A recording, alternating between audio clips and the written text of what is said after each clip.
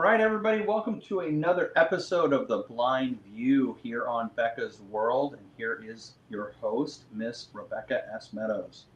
Hello, ladies and gentlemen. Thank you for joining us today for this exciting episode of The Blind View. I am your host, and my co host, Anya, is here, and we're waiting on Brandon. How are you, Anya? I'm doing fantastic and hope you are too. And everybody else who is watching, hope doing great. Yeah. Lady, I thank you for being punctual and ready on time. Our friend Brandon, like a lot of middle aged men, seems to be having problems being organized and on time. Well, I'll tell you, I'm one of those people who will arrive to the airport 2 hours in advance because just Oh, because, yeah. Oh, you yeah, know. I do that too. Well, I like to go to the airport, even though, and I sit there for those 2 hours, but I take my headphones and I listen to books on my trek, so the time's not wasted. But yeah, that's true. I bring my headphones too. If I'm traveling by myself, which is rare these days, but when I did, Okay. I would put headphones on and sit and wait. But I get anxious. I don't know about you, but do you ever do pre-board? I usually do just because it's easier, and I'm usually not traveling by myself. I'm traveling with other people, so it makes it easier for them too. Then. I know. I They am don't the get same to way. be board with me, right? So, and they all like going on early, so. Yeah, yeah, that's what my husband takes advantage of with me, which is perfectly fine. I mean, we have our own struggles as blind Mhm. people as it is, so I don't see any Right, problem with taking a little bit of advantage of the situation. Why not? right, yeah. Yeah, and it really is harder getting on the airplane when there's people in the aisle or people with their legs sticking out in the aisle because they're already in their seats and stuff like that. It's a lot harder getting in. So, and I never really used to think about it when I was a younger blind person.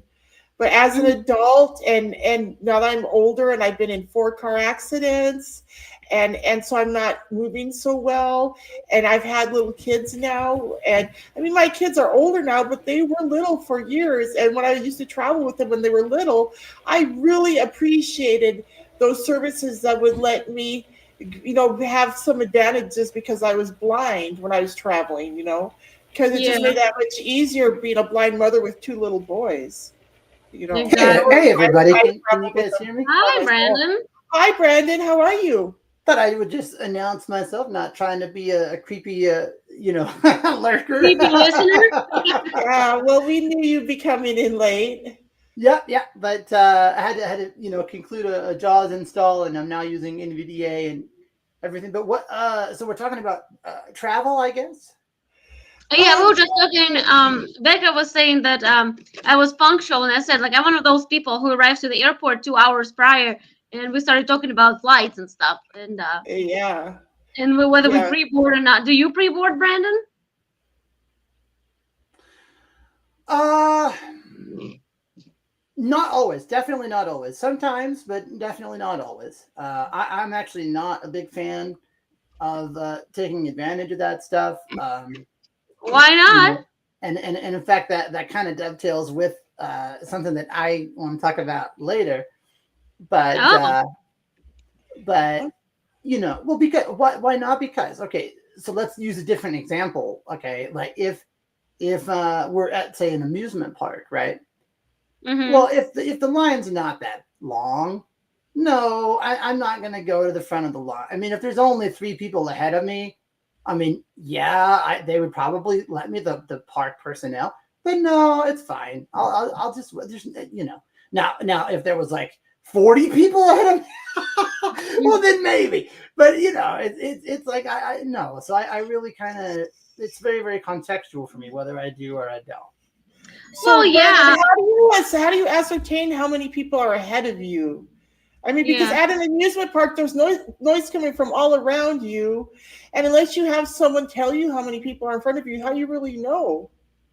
Well, no, but though, because I mean, I have active listening refined to a level where how like at an amusement park and even at like airports, sometimes you go around in like a rectangle shape, right? Like you'll walk forward and then you'll turn and you'll go around to the other side of the rectangle, then you'll turn again and you'll go back around until you eventually get to the front of the line, right? Yeah, I And call it a so, maze. yeah. And so, you can kind of figure out like, okay, well, we approach the ride and I hear the guy's voice, the attendant's voice or whatever, but I can tell that we're still really far back or we're not that far back. And you would kind of know that you're not that far back because if you walk and walk and walk and walk and you don't have to wait a long time at those belts or whatever, you can just kind of tell. You guys have never noticed that? Well, I think I did. I just didn't pay too much attention. I mean, Yeah, unless there's a reason why I need to pay attention to that. That makes sense. yeah. Yeah. I haven't really done too many parks. I used to do like the Swanville Carnival when I was a kid before and even after the accident. When I was a blind teenager, I did the Swanville Carnival in Swanville, Minnesota, several times. And then my stepmom would take us to Valley Fair in Minnesota every summer too, which was Valley Fair is a big amusement park. Mm-hmm. And then in Montana, like my mom would take us to the Hill County Fair in Havre. And sometimes we'd get to go to the Great Falls Fair. But I usually missed out on the Havre and the Great Falls stuff in Montana because I was usually in Minnesota in the summers. So I took advantage. I got to go to the Swanville City Carnival a lot and to to Valley Fair in Minnesota a lot when I was growing up. So those are my most familiar things. But what I did for my children growing up, because I wanted them to have more access to fun things, like I got to go to Chuck E. Cheese one time during my whole childhood, but I made it to take one time. yeah, one time. It was when I was in Minnesota too, because we didn't have a Chuck E. Cheese anywhere in Montana where I was living, right? So I remember when I was very small, I got to go to Chuck E. Cheese one time in Minnesota. But so my kids, I wanted them to have a better childhood experience. And so we were living in Missoula, and Spokane, Washington was just 3 hours from us.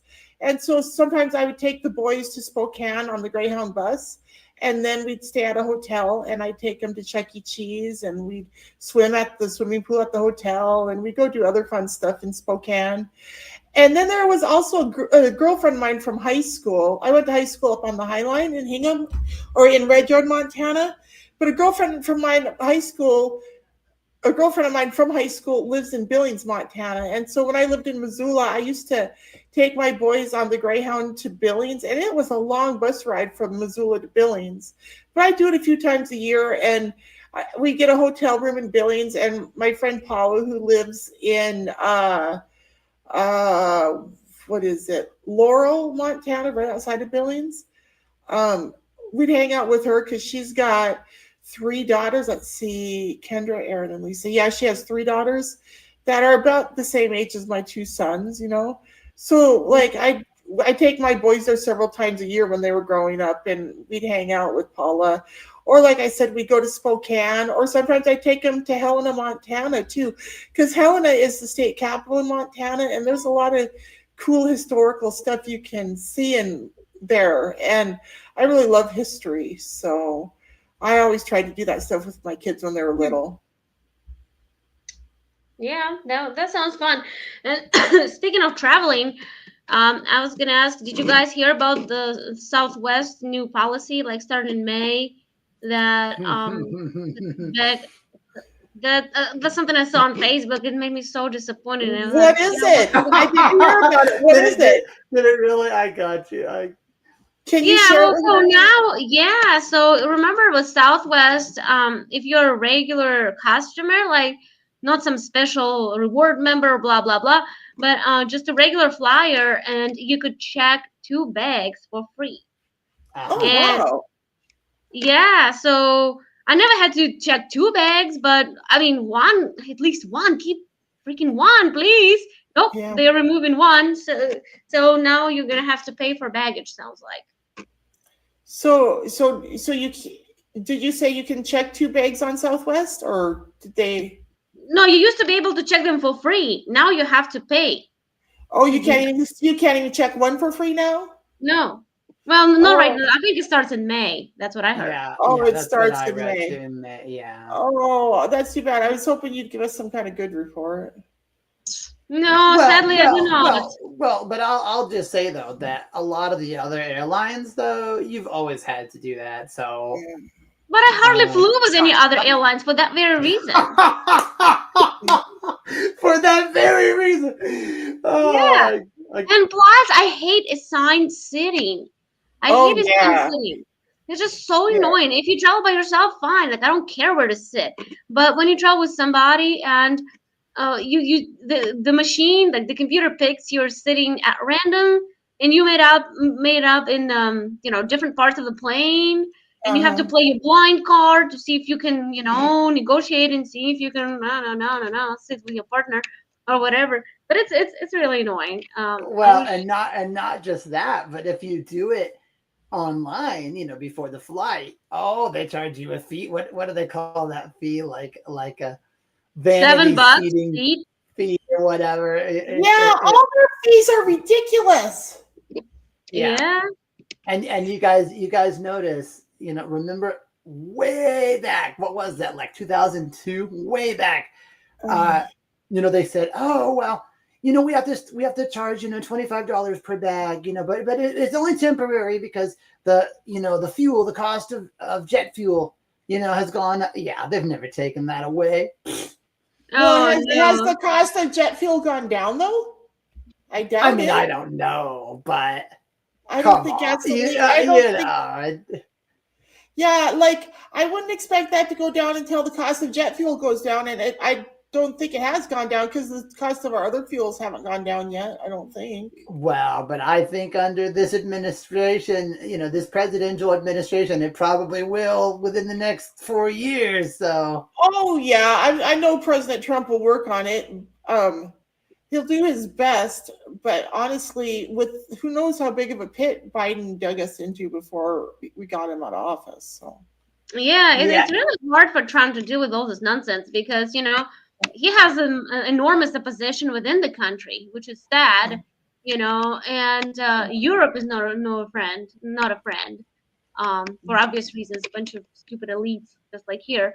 But it's hard to work on yourself. I mean, did you guys see what's happening to Elon Musk, like to the Tesla's uh, auto um, shops? what's happening? well, What's and happening? Cybertrucks, yeah. Yeah, so there have been militias coordinated left-wing terrorist attacks. They're When yeah, so people, they're just lunatics they're from the att- they're attacking the shops that build the cars, or what? no, they sell the car. So they smash Oh, they sell the car. windows. Yeah, they throw Molotovs, cocktails. They damage stuff. Just throw random shit at things. I mean, it's just insane Well, and because Yeah. then and then at the Cybertrucks, they throw bricks through the windshields of them, and but yeah, but it but seems to go unpunished. but I love the quote. Only Donald Trump could make the radical left anti-electric vehicle. Uh-huh. That's very Yeah, good. isn't that Joe true? Joe Biden had an electric vehicle mandate, and they were all about it, right? And now, look how literally criminally they're Anti-EV acting they are. against Tesla. Yeah. Yeah, so much for their climate control. That their green stuff and blah blah blah. They wanted those electric vehicles so bad. Now they're Yeah, willing to destroy because the Musk happens not to buy into their lunatic ideology. right. See, so that tells you a lot. And Well, not it a single does. freaking Democrat, like the official Democrat, the politician, nobody came out and said anything about it. So Mhm. they silently condone it. Well, and can you believe that when Donald Trump addressed the joint session of Congress last Mm-hmm. week, I mean, there was a whole faction of politicians who would not give any recognition to an African American boy who has overcome brain cancer, and to the parents of a young woman who was killed. They would give no recognition to either one of those They people. got a lot of backlash for that. Yeah. Well, yeah, I mean, isn't it despicable? Absolutely. I mean, it's one thing, to not agree. It's really low. Absolutely. It's disgusting. I mean, if some Democrat survived and let's say Joe Biden told us about it, I would stand up and applaud it. I mean, come on, it's not political. It's somebody's survival story. Right. Come on. But they literally they wouldn't stand up, they wouldn't clap, they wouldn't give a thumbs up, they would not acknowledge. I mean, that. Well, they brought those ridiculous signs like mosque steals. Like, huh? Really? Like the richest man in the world is stealing? Yes, he is stealing. He's stealing from your stupid piggy bank where you kept getting money out of for your shenanigans. And now it's shut down. Oh no. Well, right. And it's like,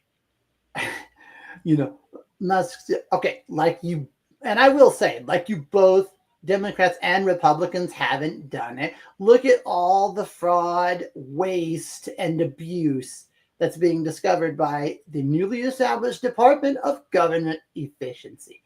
It's, both parties have done egregious things. For example, we continue to pay dead people, factually deceased individuals, Social Security money. Yeah, we talked about that last episode when you were gone, but yeah, we did cover that, and it's still. But I mean, but that's undeniable. That's not just they slip through the cracks, whatever. When we know there is a death certificate, when we know these people are deceased, why would we pay money to a dead person? Because our government officials are fools, and a lot of them just want to rob us and destroy our country. Right, and I think that's true on both sides. So. Yeah. Oh yeah, most of the Republicans are. That's why they're part of the swamp. Yeah, the rhinos, part of the Republican in name only, right? Yeah. Mm-hmm. Rhinos, exactly. So yeah. Yeah, you can't. I mean, a lot of people complaining, oh, like the prices are going to go up, like, oh, stock market is down, blah. I don't even know if it's true, but even if it is true, I mean, we are getting rid of this corrupt, despicable system that our government was running for so long. So sometimes you have to, when you rip off a Band-Aid, it hurts, but then it heals up. Oh yeah, there may be some suffering for a little while, but we're all going to be better for it in the long run, a lot better. And so are our descendants. If we can clean out the swamp, which it looks like we're going to be able to do, our country's going to be so much healthier. Oh, I wholeheartedly agree. And I think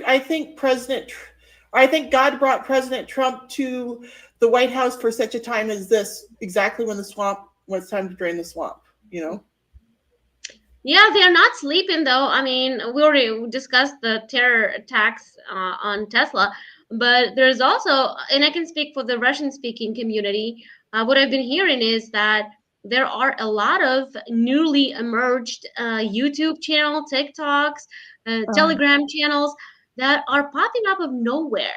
And all of a sudden they have millions of subscribers. So obviously it's some sort of coordinated effort to spread lies and some negative information about Trump.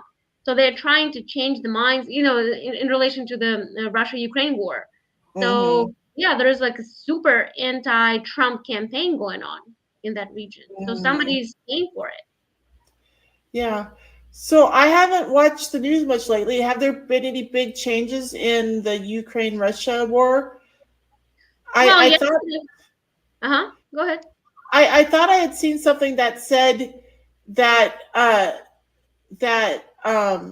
Zelensky decided to sign Trump's agreement to give us like give the United States, like, I don't remember, like half of their proceeds off of the sale of their precious minerals or something. Did you guys hear that? Yeah, of course. That was the whole deal when he came to supposedly when he came to the White House a couple weeks ago, which never Yeah, happened. They never yeah, signed it. But now they yeah. went to Saudi Arabia, right? And I honestly did not read much about what happened. It was just yesterday. So, Did but what I Zelensky go to Saudi Arabia looking for help? no, only delegations, Ukrainian delegation and American delegation went there. So Okay. they talked among themselves. And I think he signed it, and U.S. promised to continue arming Ukraine, which I don't fully understand. But Putin has to agree to certain conditions too, and like they'll be discussing that whether he'll be willing to accept what Trump and Ukraine have come up with. Well, especially Trump, I mean. So did you say that Zelensky did sign Trump's demand? Or I'm pretty sure he did. Yeah, I don't know all the terms though. I cannot tell what all the terms were exactly. oh, Well, okay, but let me roll it back a little bit though, because here again we see that Donald Trump is having to demand and command respect, because Vladimir Zelensky did come to the White House not that long ago, 2 or 3 weeks ago, and he was very belligerent and disrespectful. And so, that meeting was called off. We expected to get an agreement signed that day, but that did not happen because he just Vladimir Zelensky thought he could just come in here and tell us how to feel and tell us what to do, and it was like, nope, you don't hold the cards here. Okay, you do not hold the cards, and so that agreement was not signed that day. And then, but I mean, to current events, yeah, I do. It's my understanding that the U.S. has very recently, just this week actually, inked a deal with Ukraine, right? But like Anya said, now we're also trying to get Russia to negotiate and come to an agreement, because that's the whole thing of Vladimir Zelensky, right? Because he says a ceasefire is not enough, and so ladies and I'll keep talking gentlemen, after the break. stay with us. We'll be right back after these messages. Hi guys, Becca Meadows here with my boyfriend Pat Banish with a very important message for you. Hi, we would like for you to check out the Humane Society and adopt a pet. Their website can be found at the bottom of the screen, and you can see them at humaneworld.org, or check your local listings for your own Humane Society near you. Yes, thank you for your time today. Peace out. Peace. Hi, it's me, Rebecca S. Meadows, the author, with my new book, Living on Borrowed Time, The Ravings of an Angry Survivor of Traumatic Brain Injury and Guardianship Abuse. It's available on Kindle Digital Download, Amazon Print on Demand, and on Audible. Please go check it out. And now, back to the show. Okay, Wow, that was new. Yeah, it was. I hope you guys liked it. We're not being paid by the Humane Society or anything, but we went and got a dog last week, and she's really awesome. And Patrick and I talked about it, and we both really love the Humane Society, and we've both gotten a lot of pets from the Humane Society over the years. And so we wanted to do a little commercial promoting them. And we also did a video with our dogs, and Gino's going to be editing that. And it's just a little commercial or a little video with us and our dogs, our new dog and our other two dogs, sharing our dogs. Wow, a lot of dogs. And yeah, well, we have 3 dogs, and then my sister, she lives here. She also has a dog, so we have 4 dogs in the house. So, wow, is your furniture scratched up? oh no, we have a big house, and like sometimes Precious will lay on the couch in the living room, but it's just a couch. She just jumps up on it, no scratches. And sometimes they get on our bed or up on Amber's bed, but Like they don't really scratch anything. And we do have like some ceramic tile floors, but they don't really scratch those either. So Nice. Yeah, we got our cats from Humane Society as well. So yeah, how many cats do you have? I have 2. Oh yeah, I used to have cats. Well, I we, love we Yeah. have a cat too. We have an old cat. Our cat is 18 human years old right now, and she is a Oh wow. rescue. She's a rescue cat as well. So I'm a Oh recovering cat person. I yeah. don't do cats anymore. well, I like both cats and dogs, but they are kind of natural enemies. So we don't want to have both, especially not now. No, cats are But awesome. our cat weirdly has always kind of had this history of making dogs understand, like, don't mess with me or I'll scratch you up and mess you up. But she can, after she kind of gets the ground rules, like don't try to screw with me. She actually gets along better with dogs than other cats. Isn't that weird? Oh yeah. Yeah, well, I our older cat is Melania, so I named her after the first lady at a time. And oh cool. yeah, so I was supposed to name my second cat Donald. When we took, but since the election was stolen, so there was no point of. I thought it was no point. I didn't know what 2024 was going to bring, so I didn't call him Donald. I call him Philip. But Melania, like she has, she's so big and fat and kind of mean cat. No, not super mean. Yeah.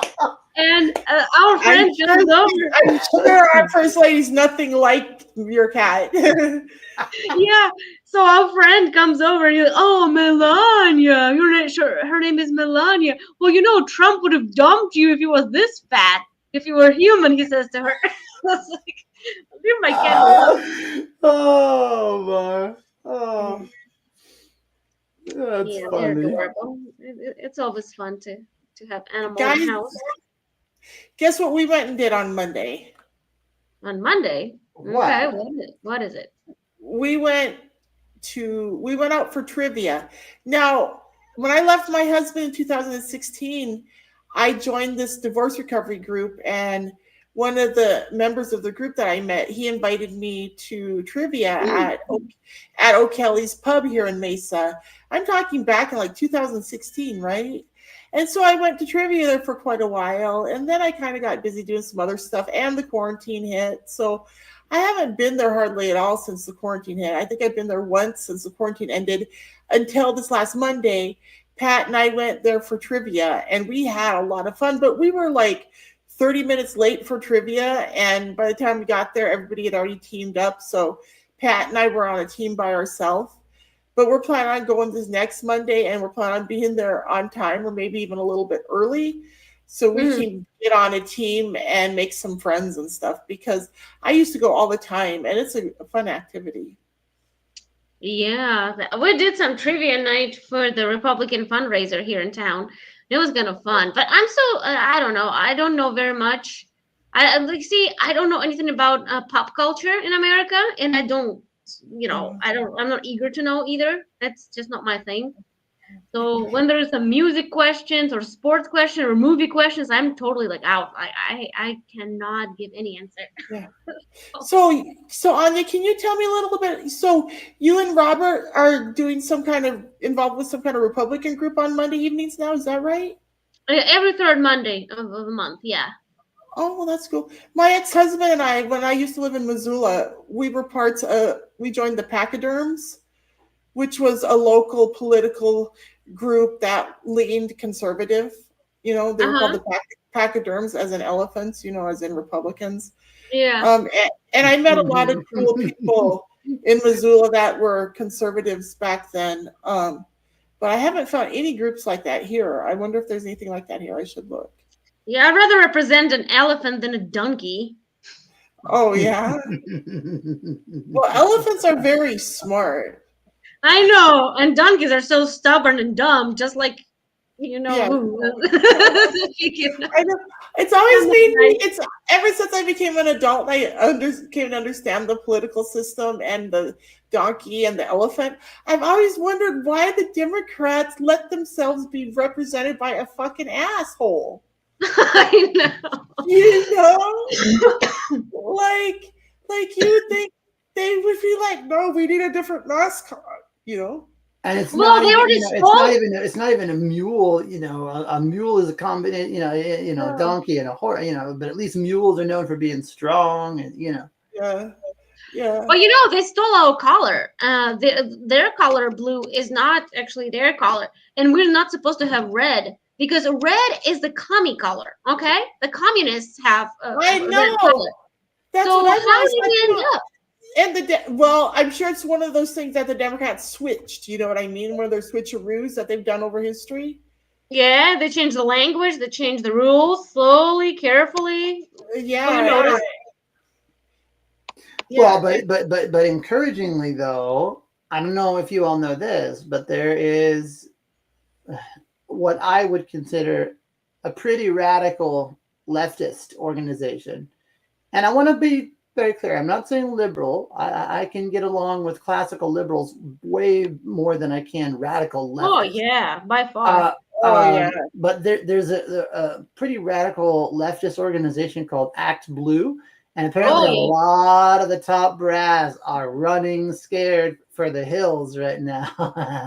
Oh, So I'm sure. Well, have you heard what's going on with USAID? It sounds like Trump is cleaning house over there. You know. I think it's great. it does. It does. And all I know is that we're what are we now, like just a little bit over 100 days in, I think, just a little more than 3 months in, and we have the next 4 years to, I would argue, look forward to. And I mean, Actually, we're just barely 2 months in because he just got sworn in on January 20th, and we're just in March here, so it's just barely 2 months. Yeah, not even. Yeah, exactly. and I can understand that, but I saw something about 100 and some odd day. I don't remember what that was I was seeing, but I mean, yeah, and I just love the speed. It just feels like the whole of government here in the U.S. has sped up. And I love that.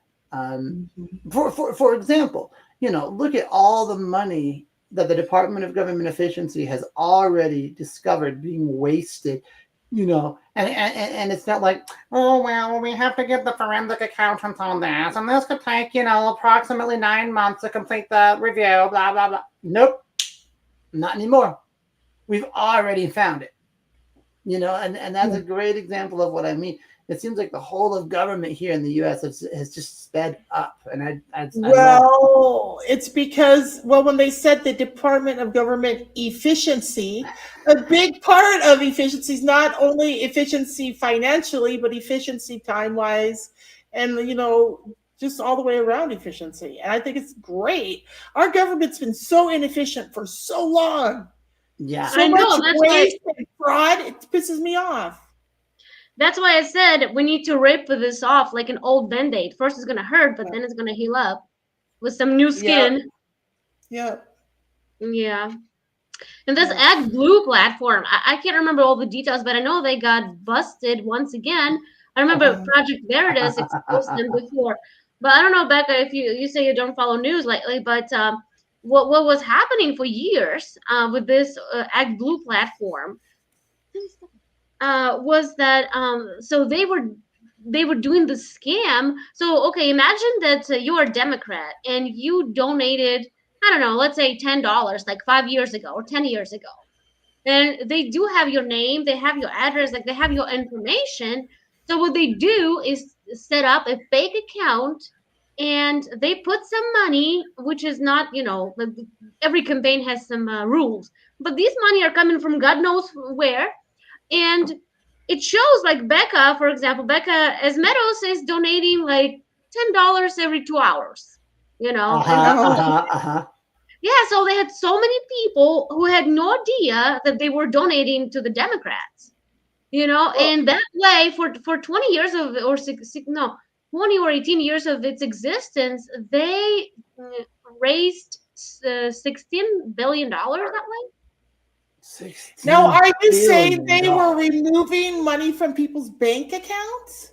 No. They had their own money coming from, I don't know who, maybe from Soros, maybe from other donors from Oh, outside of the country, like whoever. oh, okay. And they were just putting that money without disclosing themselves, like, their own information, but they were just using other people's names.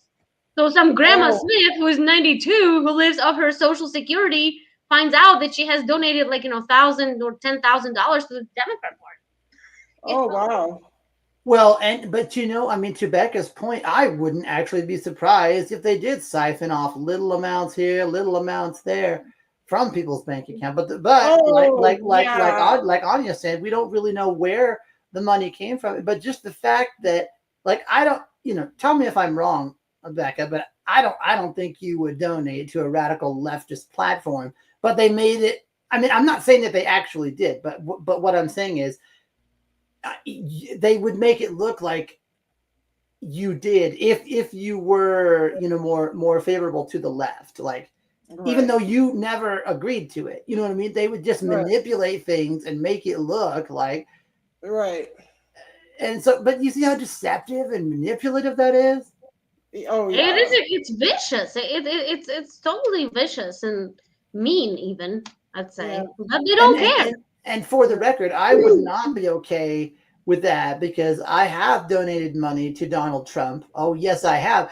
But I would not be okay if some, organization that favors more to people who lean more right started making it seem like I did things that I did not do. I wouldn't be okay with that either. Yeah, I agree. It's privacy stuff. I mean, I get to decide what to do. Hey, but switching the gears very quick, do you guys know who Riley Gaines is?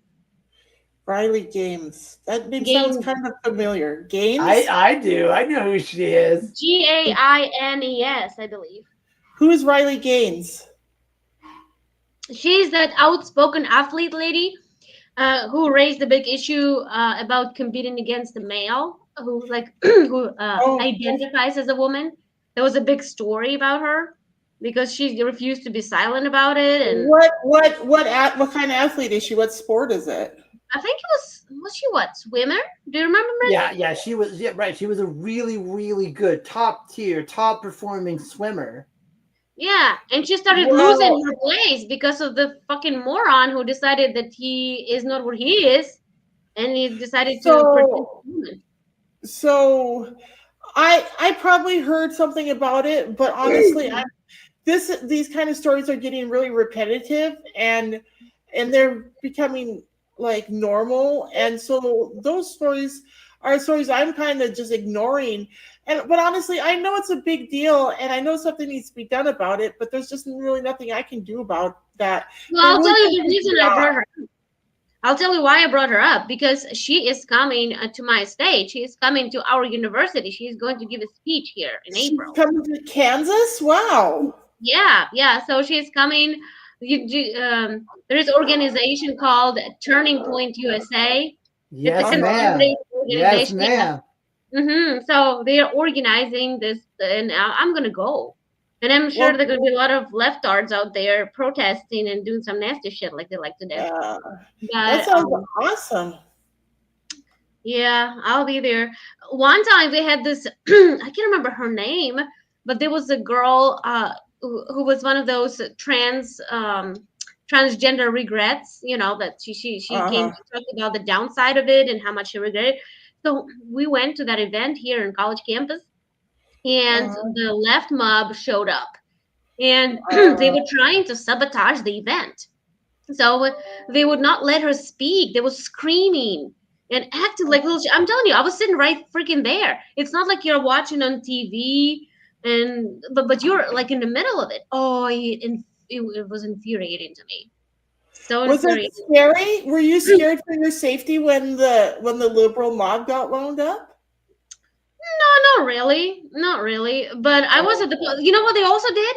So it was a summertime. It was pretty hot. Maybe not summer, but spring or something. College was still in session. But what they did, we think they did it on purpose because they shut down the air conditioner. in a building. Oh. So it You got said- really hot, and somebody passed out. Did you say So- they did it on purpose? I'm sure they did. Oh, wow. I'm sure they did, because they changed the building last minute. They probably had it set up somewhere. Well, I know they had it set up somewhere else, but those people who do all these shenanigans just, say, okay, we'll move to this building because we're going to shut off your air conditioner. I mean, I don't believe in so many coincidences. Like, it was just too crazy. Right. Yeah. Yeah. Well, And then and somebody was- again, I'll just point out how hypocritical the radical leftists are. I don't want to rehash, but all the crap we've heard about, the quote terrorist event unquote that was January 6th. But now it's okay to start burning down factories and vandalizing property. And what about the wife of the governor of Minnesota, Tim Walz, who said, "I love the smell of burning tires," when cities in Minnesota were being burned down to the ground by radical rioters? The hypocrisy is dizzying and disgusting. I know. When Minnesota was being burned and being sabotaged and attacked like that, it really upset me because Minnesota is my home state, right? I was born in Little Falls, Minnesota, and I have friends and family all over that state, and I hated knowing what was going on back then. Yeah. Tim Walz allowed it. Oh yeah. Oh yeah.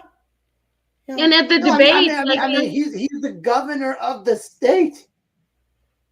Oh, I know. And then Yeah, he was acting like middle road guy. I'm So cool what with I'm everyone. thinking is, if anybody had the authority and the ability to make a noticeable change, it would have been him, but he didn't. Right. Yeah. I don't know. It's just, I mean, think for a second. What if the shoe was on the other foot? What if, actually, speaking of Tesla, all this shit happening with Tesla. So imagine when we were doing this boycott to Budweiser.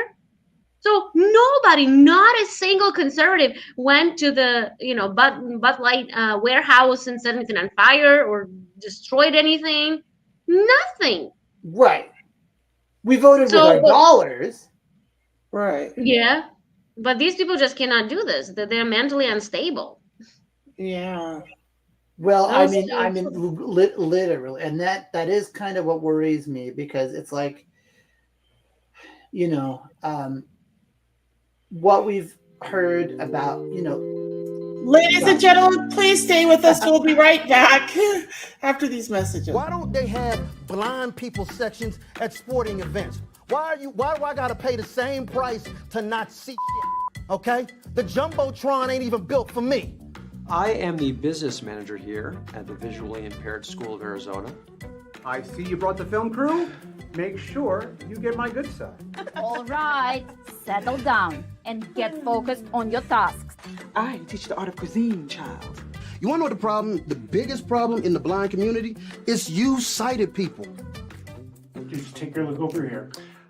Yeah, I don't know where that is, man. Okay, you all need to turn off those cameras and just leave the building. Wait, Joe, hold on. Oh, on your right. You're on the right. How would you know that the men you're dating are black? No, this is not card member services. This is the Visually Impaired School of Arizona. Gigi, where are his pants? I don't know. Billy doesn't work here. He basically came with the building. I can be the very first mayor of Blind Sylvania. Make blind America great again. There goes my pie. This happens every day. No, Sometimes. of course not.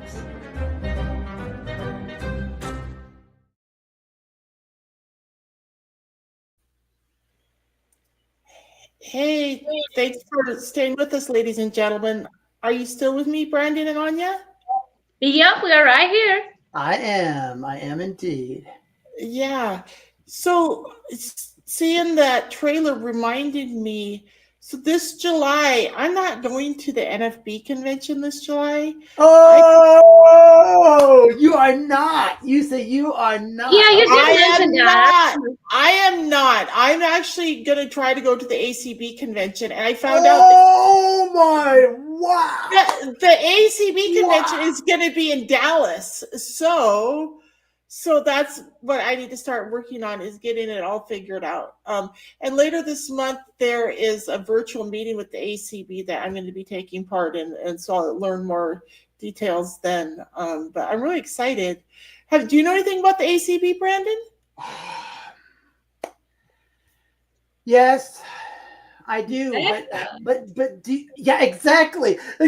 Becca is a traitor. Becca is a traitor. Well, I'm not going to call her that, but I'm just kidding, Becca.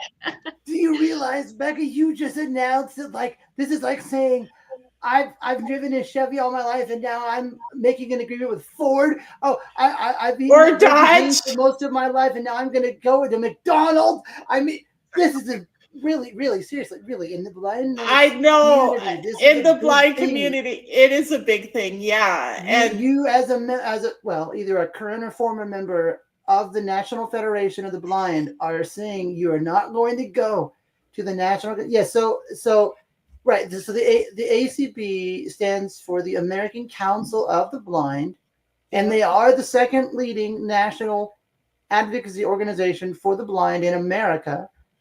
But I mean, the organizational structure is completely different. What in the world? I mean, forget my topic. This is a huge thing you just said. What in the world has led you to this decision? Well, so like when I first found the National Federation of the Blind back in I think it was like March of 2014 or something, was when I first found the National Federation of the Blind. It was a really awesome experience that changed my life, you know. And I thought that the NFB was all that in a bag of chips, but I've been a member now for like over 10 years, and I don't feel like I'm getting much out of the organization anymore. I feel like I could contribute more, and there just is no room in the NFB for any new people to start contributing. And so I want to turn to the ACB. And at the ACB, I've met a couple of people now that are very kind and warm. They just don't have as much in-person stuff as the NFB does, right? So I'm just having some trouble getting connected, but the people seem really nice. So I'm just checking them out, because I've had a lot of really negative experiences with the NFB in the last few years, and I just think I'm done with them, you know. Well, I'm not gonna respond so aggressively to that. But I mean, I think you should check everything out. I have not had a chance, but I'm open to this idea. I mean, I know friends who have switched their membership from NFB to ACB for various reasons. So if you want to check out their convention, I don't see much foul in it at all. Yeah. I'm not saying it's wrong at all. And in fact, I will say. I know you're not. Yeah. No.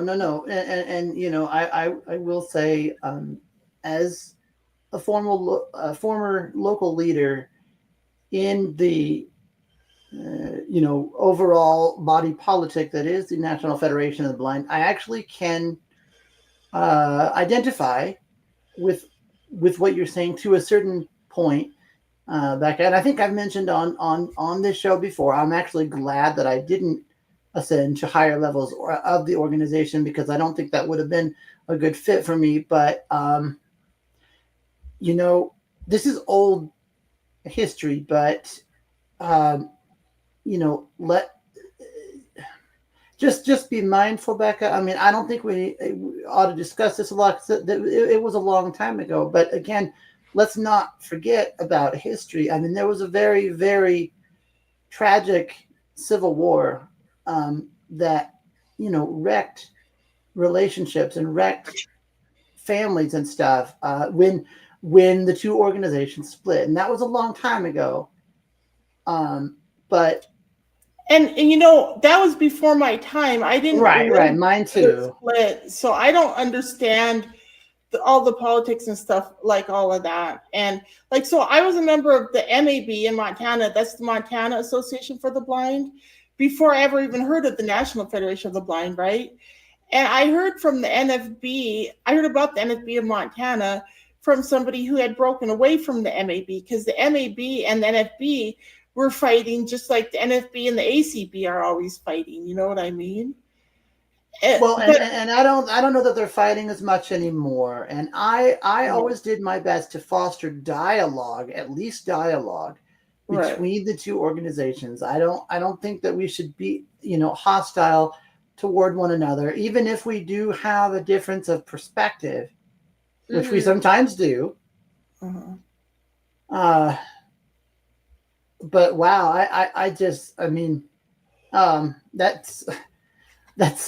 that's quite a statement. I mean, No, Becca has mentioned that before. Remember, she said she was going to the ACP convention a few shows well, ago. she was thinking about it, but I feel like today she's actually made a declarative statement. I am not going to the national convention of the NFP. Like, she's made her actual decision. Right. Yeah. So listen, I like when I first joined the NFB, I thought it was so awesome. I was like, wow, there's so many cool blind people here to meet and learn stuff from, right? And it was so awesome. And I didn't even know there were other groups out there till a few years ago, right? And I've actually been trying to join the ACB for a few years, but I'm just a lot closer now. And like with all this stuff that's gone on with the NFB the last few years, I just feel like it's time for me to move to a different group. And I have high hopes for the ACB. I just don't know how organized they are with things. And that's one thing I always appreciated about the NFB was they were so organized. You know, I really appreciated all of the all of the lobbying that we did with the Federation, right? Because I'm not someone that just sits home and says, oh, my vote doesn't matter. Oh, I can't make a difference. Oh, I'm just one person. I don't matter, right? I've always believed I can make a difference. And that's one thing I loved about the Federation is that they get out there and they do stuff. So I'm hoping the ACB is the same.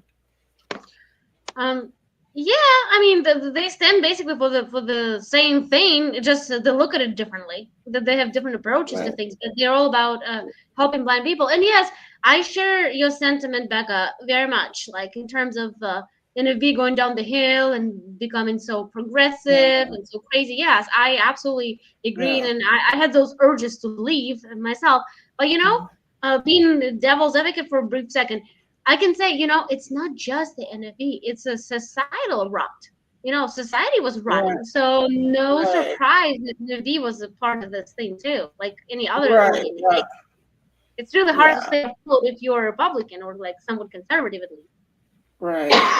So, yeah. Well, and I will say that the National Federation of the Blind at the national level, but then even zooming down, the National Federation of the Blind of Arizona have never really done a lot for me, although that was never my expectation.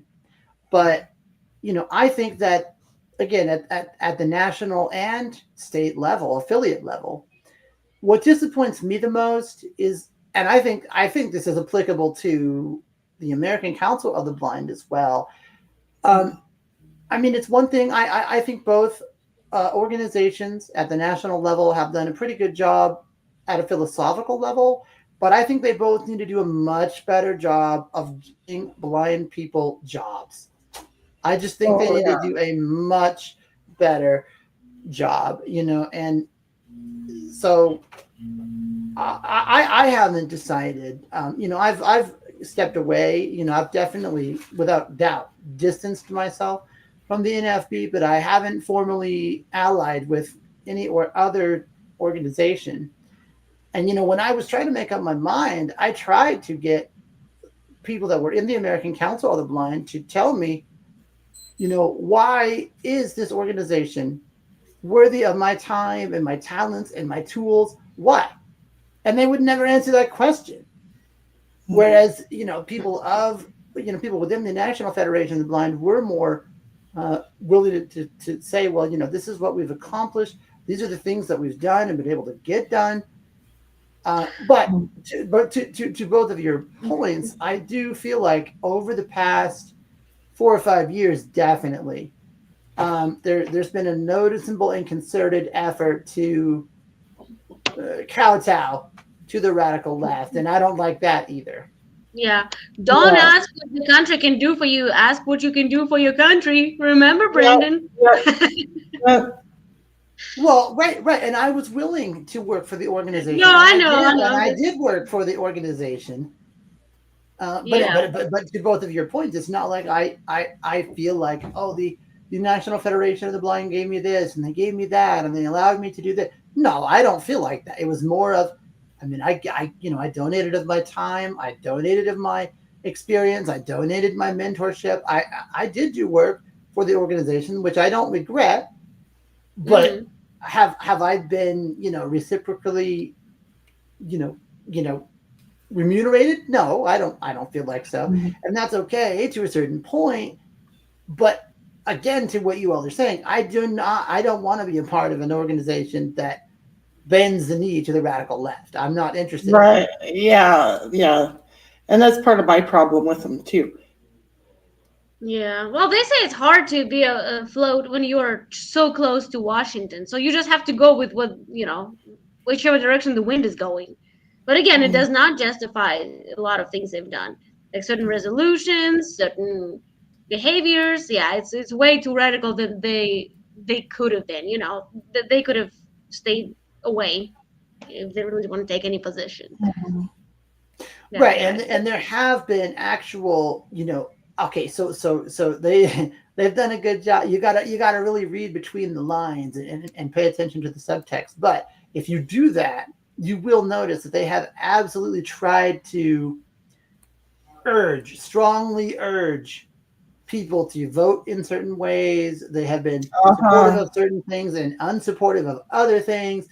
So there is pretty clear evidence that they're much more aligned with the radical left. Oh, yeah. Yeah. And I'll tell you a very, very prime example. Am I interrupting you? I'm sorry. No, go ahead.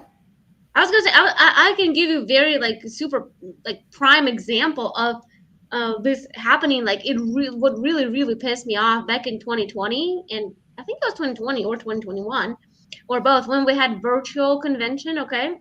So what happened was, yes, it's inconvenient. The first year we were running this convention virtually. It's a big event. They're trying to gain some experience. Not everything goes smoothly. It's technology, blah, blah, blah. But they wanted us to vote on some important resolutions, just like ID resolution, remember? And instead, how it's supposed to work is we have delegates, okay? So state decides, and we have a delegate, an alternate delegate. So that person goes and says what the state wants, what kind of vote they want to cast, right? Yes or no. But no, they made a popular vote, just like democratic vote. We are not that type of organization. But no, they went ahead, and then there was a lot of mess. Some people didn't get to vote. In fact, my husband couldn't vote, even though he was a registered member. He paid his dues. He paid it, and then when he did this voting thing on the through text messaging, he was denied. He says something was invalid or whatever. And it really pissed me off. I made a big deal out of it. I even emailed National and said, hey, this is not okay. And I heard anecdotal stories that people who have not been a part of the organization, they just showed up to convention and they voted.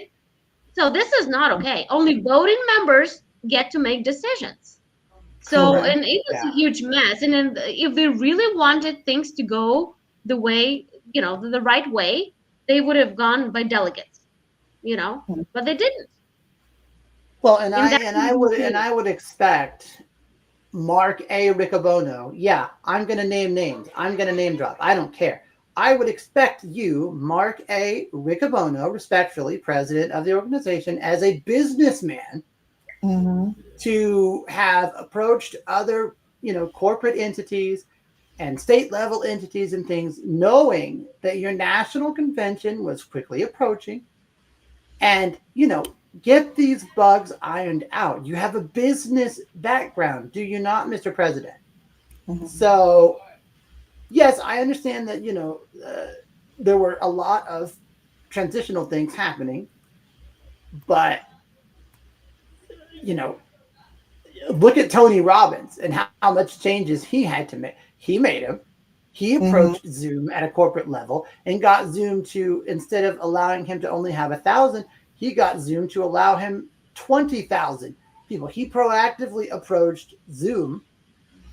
So I would expect similar behavior and conduct of you, President Riccobono. You need to have solid systems in place and solid, definitive ways of administering and managing these systems. Come on, sir. You have a business background, do you not? Come on. That was not very evident. Oh, I feel like President Riccobono could be doing so much more for the blind people of America. It really drives me crazy watching all the waste and abuse in our organization. Do you think that in the National Federation of the Blind there is a lot of waste and abuse? Oh, yeah. You think so? Yeah, don't you think so? I mean, I don't know. But if there is, then that is appalling and despicable. I really think there is. How many times have we heard, get on the PAC plan, get on the PAC plan? Oh, right? yeah. Right? How many times, and if you're misusing and abusing funds by people who sometimes subsist on only supplemental security income. Yeah, that PAC plan shit really drives me crazy. In fact, Scott Lamar, he's a lawyer. He's a blind lawyer with the Blind Lawyers Division. He's deceased now, by the way. He's always one of the ones up there yelling for people to join the PAC plan, become a PAC rat, all this different stuff, right? He's gone now. It really did he die? Yeah, he died a couple of years ago. Passed away. Yeah, I thought I heard that Scott Lamar had died, but he used to be one of the ones at the conventions who would be pushing people to join the PAC plan, and they had the different levels of the PAC plan, like PAC rat and PAC mule, and the more money you donated each month, the higher you moved up on the scale. You know what I mean? It was ridiculous. Well, I think it's fine. I think that's fine. Yeah, I mean, but if it turns out that money has been being abused or misused, oh wow. Well, I'm not aware of any. I mean, there is something for sure. I don't know. I mean, I can speak to anything, but like with any organization, especially left-leaning currently organizations. I can suspect some, but I have no evidence. I cannot speak to them. Yeah. Like I said, I mean, they do need money. Like, PAC plan, yes, it is annoying in a sense that we are fundraising among ourselves. We should do more external, but we do some of it. Yeah, but conventions, like, they're very expensive to run. They're really expensive to run. I'm on the convention committee for my state. Yeah, so we spend like over $10,000 to run a convention just for the state. Wow. That's cool. But again, though, I go back to if President Riccobono has a business background, I mean, how are you making the money of the organization work for the organization? In other words, come on, put it in things that bear good interest. Put it into things that accrue interest. Come on, President Riccobono, you know this stuff. Come on. Yeah. Well, and I know they have some kind of scholarship program, but I think the scholarship program is for scholarships to pay for people to go to convention. I think they should be doing more to help blind people like gain gainful employment, you know what I mean, or gain accessible education, you know what I mean? Correct. Yeah. And that's what I mean when I say there's a lot of fraud and abuse. It's just that they're not doing the things that are really important to blind people. They have all these mailings, right? They spend so much money on these mailings every month that nobody's reading. You know what I mean?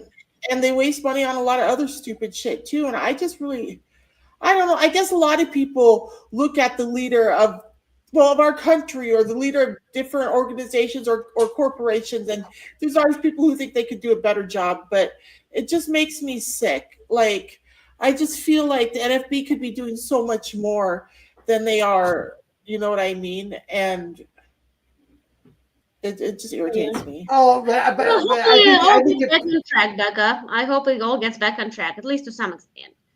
Well, but I think if we look at past presidents, if we look at Mark Mauer and we look at Kenneth Jernigan and we look at, Jacobus Timbrow, they did do more.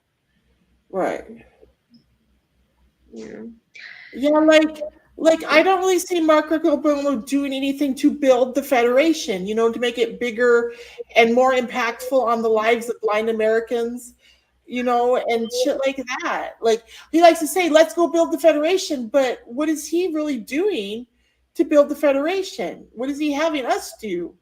You know what I mean? Well, I mean, there are a couple things, that we've got introduced legislatively, like, the Access Technology Affordability Act. I mean, that would be great if we can get it, to pass, but,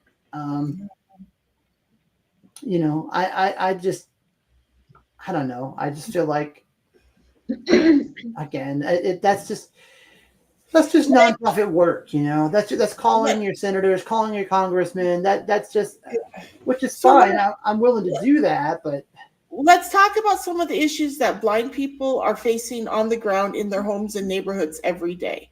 Like, I talk to a lot of my blind friends, and they're having problems with things like accessible housing, right? And accessible transportation, access to accessible mail, you know what I mean? So they can read what they're getting from their doctors or lawyers or whatever, you know what I mean? And it just seems to me like these are the things that everyday blind Americans are having problems with. And I just don't see Mark Riccobono doing anything to help the everyday blind American, Well, or I'll point out Donald A. Porterfield either. Oh yeah, Porterfield. Yeah, that's right. I'm talking to you, Mr. Affiliate President. What are you doing for Arizonans at the affiliate level? Well, yeah, there's another quote unquote president of the Federation that doesn't seem to be doing anything. And that's something else that drives me crazy about the Federation is these people get elected to be president of this or that or the other, right? And that's all it is. It's just a title, and they get the glory and the praise of being elected, but they never do anything. Like, my gosh, if I was in a power of authority in the Federation, I would want to do so much with it, you know what I mean? And really make sweeping changes in the lives of blind Americans. And I just don't see this clown who's in office right now making any effort to do that, Well, and I will point out too, there seems to me to be a lot of both favoritism and nepotism within our affiliate. Uh-huh. So, basically, you can say all the right things, but if you're not the brother or the cousin or the niece or nephew or so-and-so, you'll basically never be heard. But if your name, yada, yada, yada, you'll always be heard. That's not right. Yeah. Yeah. So. Yeah. Well, let's stay positive, folks. I mean, we live in the best country in the world, and hope things are working out for us. And you're right. This is still the best country in the world, and we're lucky to be here in America, because think about what it's like for blind people in other countries. Do you guys have any blind friends in other countries or anything? No, I obviously have plenty, but I think it's a topic for another show. But I'll be happy to share. Yeah. Do you guys want to wrap up the show for tonight then? Well, I'll just say this, Becca. If you can get people from the ACB to speak out and speak up more, and maybe let us know some of the accomplishments of that organization. Oh, yeah. I'll see what I can do. Ladies and gentlemen, please make sure you're subscribed and join us again next week. Bye, everyone.